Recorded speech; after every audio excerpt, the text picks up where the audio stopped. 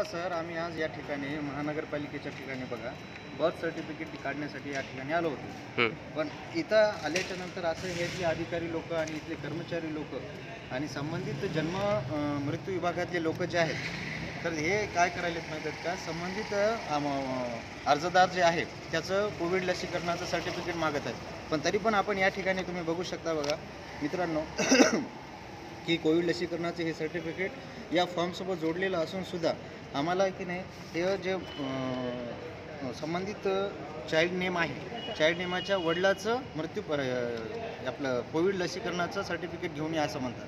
पण हालाकी आपण या ठिकाणी देत असताना सुद्धा हे अधिकारी लोक आपल्याला सर्टिफिकेट देण्यासाठी हे उत्साह करत आहेत आणि प्रेशर टाकत आहेत. आणि आमचे जे काही समजा महानगरपालिका असतील किंवा इथले जन्ममृत्यू विभागातले इतर कोणतेही जरी समजा कामं असतील तर ते आमचे हे कामं करत नाहीत.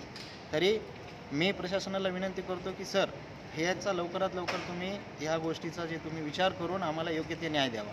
आणि सर्वोच्च न्यायालयाचा सुद्धा या ठिकाणी असा आदेश आहे की तुमच्याकडे तुम्ही लसीकरण घेऊ शकता किंवा नाही घेऊ शकत, हे सुद्धा या ठिकाणी आपल्याला सर्वोच्च न्यायालयाच्या आदेशामध्ये म्हटलेलं आहे.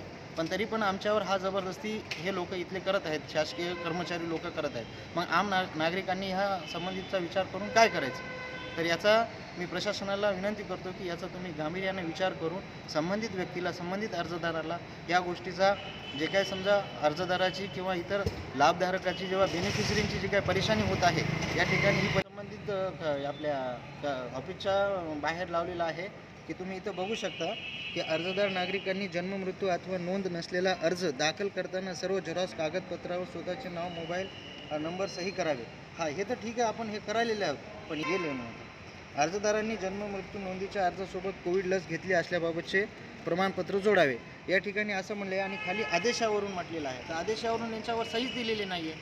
कोणाचा आदेश आपण फॉलो करायचा किंवा कोणाचं नाव आहे याच्यावर नावही नाही आहे, सही नाही आहे. मग कोणाचं आम्ही असं जर कोणी जर लावत असतील तर आम्ही त्याचा गैरउपयोग घेणार ना. अभी ऐसी सूरत में आप कमिश्नर साहब से फिर क्या अपील करेंगे कि हम कमिश्नर साहब के जो सो हम हमारी बॉडी कमेटी लेकर और जो भी हमारे फ्रेंड्स को लेकर उनसे जाके एक दरख्वास्त देंगे. दरख्वास्त देने के बाद जो सो उनको बात करेंगे कि जैसे हमको इतनी सारी परेशानी. अभी आपको क्या लग रहा है कि कोविड लसीकरण होने के बाद भी ज़बरदस्ती घुमाया जा रहा, सताया जा रहा है, ये एक परेशान किया जा रहा है जानबूझकर? ये जानबूझकर परेशानी है, नहीं तो क्या है फिर. देखो ना तुम, अभी सब होने के बाद ये तुम देख रहे ना फाइल के साथ हजरत, ये अपन ने सर्टिफिकेट लगाए वाला है इसके साथ में. ये कोविड टीकाकरण का सर्टिफिकेट है. एक नहीं, मैं तो दो लगाए वाला हूँ. लेकिन वो भी बोले कि उनके पिताजी का लाभ. अभी पिताजी रहते हैं उनके धर्माबाद, कंधार, करकेली, उमरी, वो बाहर गांव से कैसे लाएंगे और बाहर गांव से कैसे आएंगे यहाँ पर, उन्होंने सर्टिफिकेट कैसे इशू करेंगे इनको. हालांकि एक जो एप्लीकेशन जो है सो दाखिल कर रहा है, इनका सर्टिफिकेट है ना, तुम इसके आधार पर, इसके बुनियाद पर तुम कर सकते.